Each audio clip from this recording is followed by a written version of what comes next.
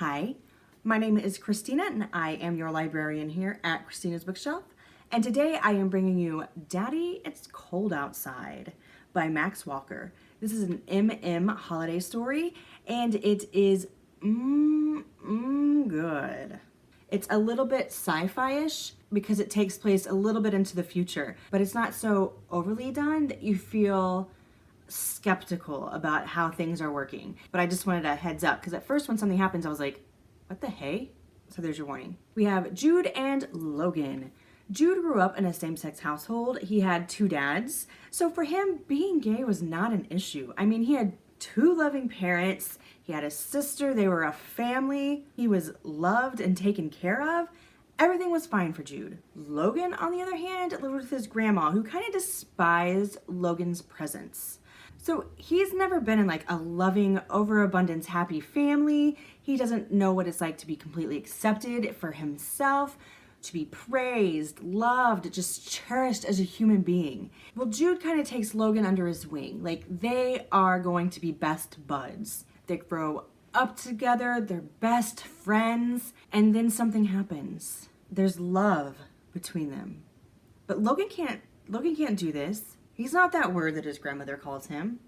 He's not. He refuses to be. So he does something that's just like, in his mind, so unforgivable and walks away. They go to college, separate ways, and they never speak again. Fast forward, Logan now is living the life of he doesn't give two shits what you have to say. He's an out and proud gay man. He's sexy as all can be. Oh, just the suit porn alone is fantastic. And he's the owner of a multi-million-dollar tech company. Like, he took his life and said, this is mine, and told everybody else to F off. I'm very proud of him for that. Then we have Jude, who applies to work at Logan's company. And of course, Logan's like, here it is. Here is the golden ticket to get Jude back. And so he hires him. Well, all seems to be going pretty well. I mean, there's a little bit of tension with them. They don't really talk too much until Logan hires somebody to kind of boost morale for the company. What can he do to make things better?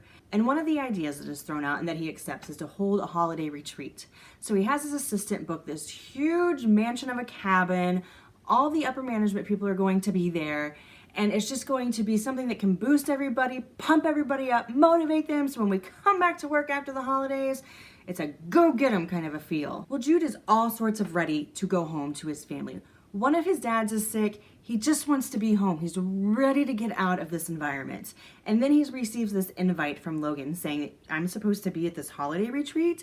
And like, how dare him? How does he have the nerve to like take this away from me? From here, something kind of happens to the invites for the retreat. Logan personally sends Jude an invite and makes his assistant send the rest. Because of this misunderstanding, Jude is the only one that shows up. And then thanks to Mother Nature, they are the only two that will be at the cabin for some time because they are snowed in. What are two grown men who used to be best friends now kind of supposed to do? You have a cabin stocked full of food and booze?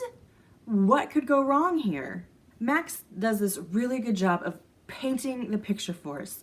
You can see Logan and Jude, and you can feel how their friendship was so strong, and you can feel coming off the pages like these little sparks that are still there that want to connect with each other between these two men and once again form this amazing bond. Your heart kind of hurts for both of them. What did Logan do that's so unforgivable? But Logan is so brought down, like all the past, the pessimism that he lived with, the negativity, everything is coming back to him and he's like, oh my gosh. So I mean, what do you do when this happens? You booze it up. And I don't blame him, man. Like, you're in a multi-million-dollar cabin. You have unlimited, well, I guess it's limited now because you're stuck there, booze, and it's just the two of you. So you have heart-to-heart conversations while you're drinking Christmas beer. And from here, Max gives us some really good conversations, some insight into their lives, into their past, into who they are now as men. And can they really get the second chance?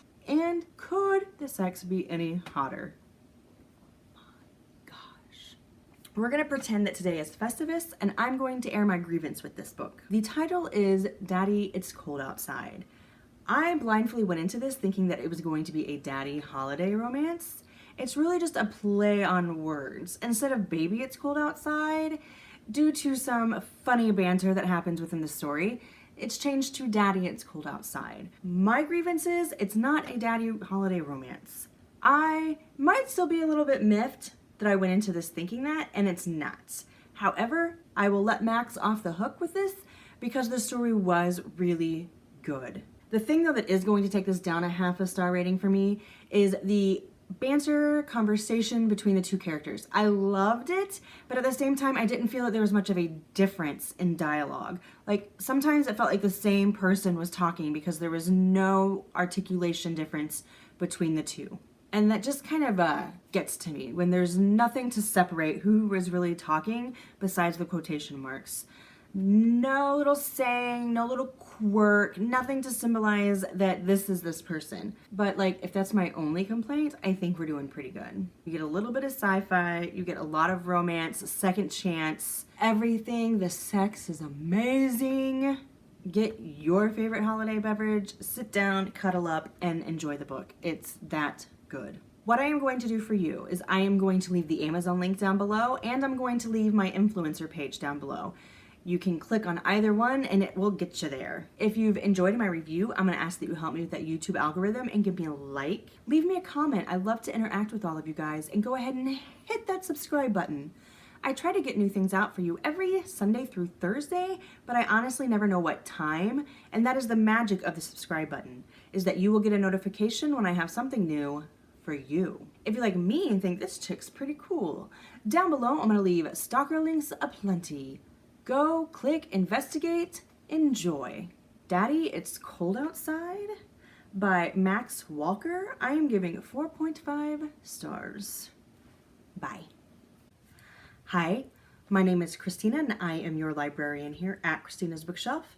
And today I am bringing you Secret Santa by Jay Northcote, published by Jaybird Press. This is an holiday romance. It's very light, fun, fluffy, with a side of angst. Yes, the angst is there, makes its presence, but it's very predictable in the manner of which it goes. So it wasn't like disheartening. It didn't take down the fun of the